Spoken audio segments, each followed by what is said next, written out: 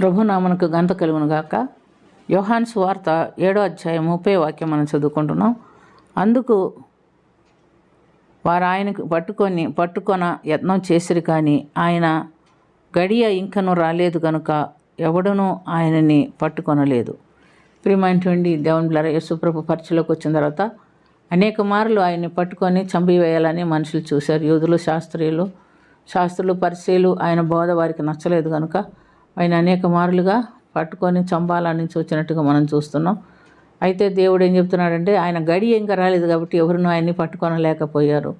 ఆయన జన్మించినప్పటి నుంచి కూడా శత్రువు ఆయన్ని తరుముకుంటూ ఉన్నాడు.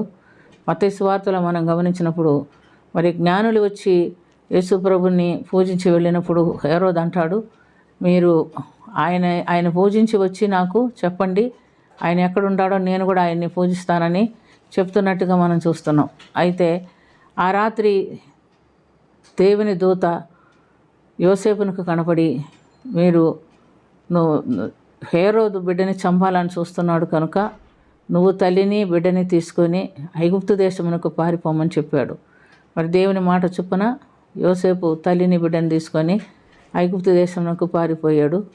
తర్వాత అక్కడనే ఉన్నాడు. తర్వాత దేవుడు ఎప్పుడైతే స్వప్నమందు మరలా యోసేపుకు తెలియజేశాడు, బిడ్డని చంపాలని చూసిన వాడు చనిపోయాడు కనుక నువ్వు తిరిగి మరి ఇశ్రాయేల్ దేశమునకు వచ్చేమన్నప్పుడు ఆయన కుమారుడు పరిపాలనలో ఉన్నాడని భయపడి ఆయన ఇశ్రాయేల్ దేశమునకు రావడానికి భయపడ్డాడు. మరలా దేవుడు స్వప్నమందు నువ్వు గలీలియా ప్రాంతమునికి వెళ్ళి నజరేత్ అనే ఊరిలో నివసించు అని చెప్పినప్పుడు యోసేపు తల్లిని బిడ్డని తీసుకొని నజరేతుకు వెళ్ళి అక్కడ నివసిస్తున్నట్టుగా మనం చూస్తున్నాం. ఇందును బట్టి ఆయన నజరేతువాడు అని పిలువబడినట్టుగా మనం గమనిస్తున్నాం. మరి ఆయన్ని అనేక మార్లు వాళ్ళు చంపాలని చూచినప్పటికీ వాళ్ళు ఏమీ చేయలేకపోయారు. దేవుడు అడుగడుగున ఆయన్ని ఆ యొక్క మరణపు దూత నుంచి తప్పిస్తూ ఆయన హెచ్చరించి విడిపిస్తున్నట్టుగా మనం చూస్తున్నాం. తర్వాత యేసుప్రభు పరిచయలోకి వచ్చిన తర్వాత యోహాను సువార్త 1వ అధ్యాయము 43వ వాక్యంలో మనం చూస్తే ఫిలిప్పుని పిలుస్తున్నాడు. ఫిలిప్పుని పిలిచి పరిచయలో రమ్మన్నప్పుడు ఫిలిప్పు ఆయన్ని వెంబడిస్తున్నట్టుగా చూస్తున్నాం. మరి మరలా ఫిలిప్పు నతనీయులను కనుగొని, నేను ప్రవక్తలు మరి మోషే చెప్పినటువంటి పరిశుద్ధ గ్రంథంలో చెప్పినటువంటి యేసు ప్రభుని నేను కనుగొన్నాను, ఆయన నజరేయుడైనటువంటి యేసు యోసేపు కుమారుడు అన్నప్పుడు నతనీయులు అంటాడు, నజరేతులో నుంచి మేల ఏదైనా వచ్చునా అని అడుగుతున్నాడు. అంటే వాళ్ళ గ్రంథాలు తెలిసిన వారు కనుక యేసు ప్రభు నజరేతువాడు అని పిలుస్తాడని కూడా గ్రంథాల్లో ఉన్నాయి. అయితే ఫిలిప్పు చెప్పాడు, వచ్చి చూడు అని చెప్పాడు. అట్లా ఆయన తీసుకొని యేసు ప్రభు దగ్గరికి వస్తున్నట్టుగా మనం చూస్తున్నాం. ఈ దినాల్లో మనం కూడా చాలామందికి దేవుడు అంటే ఇష్టం, అవసరాల కోసమేనండి. దేవుని రాజ్యం వరకు వాళ్ళు ప్రభుని అంగీకరించడం లేదు, రావట్లేదు. వాళ్ళకి ఏం అవసరం వచ్చినా, అనారోగ్యాలు వచ్చినా, ఉద్యోగాలు కావాల్సిన, పెళ్ళి కావాలన్నా, పిల్లలు కావాలన్నా వాళ్ళు ప్రభుని నమ్ముకుంటారు. మా కొరకు ప్రార్థన చేయండి, మాకు ఇది కావాలి అది కావాలంటారు.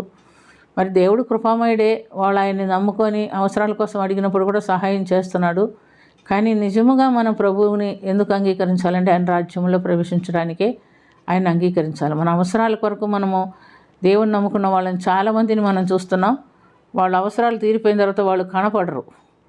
ఆయన్ని హృదయంలో చేర్చుకుంటేనే ఆయన ఎద్ద నుంచి మనం ఏదైనా మేలు పొందుతాం. అందుకని ఆయన ఏం చెప్పాడంటే, యోహాను సువార్త 10వ అధ్యాయం 15 నుంచి 18 వరకు ఆయన చెప్తున్నాడండి, నేను గొర్రెలకు మంచి కాపరిని, నా గొర్రెలు నా స్వరం వినును, నేను దానిని తీసుకొనుటకు నేను నా ప్రాణం పెట్టుచున్నాను, ఎవడనూ నా ప్రాణం తీసుకొనడు, నా అంతటా నేనే దానిని పెట్టి ఉన్నాను, దానిని పెట్టుటకును నాకు అధికారం కలదు, దాన్ని తిరిగి తీసుకొనుటకును నాకు అధికారం కలదు, నా తండ్రి వలన ఈ ఆజ్ఞ పొంది ఉన్నానని వారితో చెప్తున్నట్టుగా మనం చూస్తున్నాం. కాబట్టి ఆయన సిలువలో ప్రాణం మన కొరకు పెట్టాడు, అంతేగాని ఎవరు ఆయన సిలువేయలేదు, చంపలేదు, ఆయన ప్రాణం ఎవరు తీయలేదు.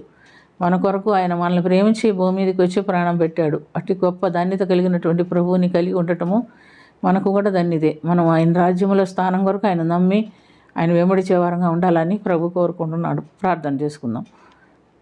ప్రేమ కలిగిన తండ్రి, కృప కలిగిన ప్రభువా, నీ అంతటా నువ్వే మా కొరకు ప్రాణం పెట్టుచున్నానని చెప్పావు.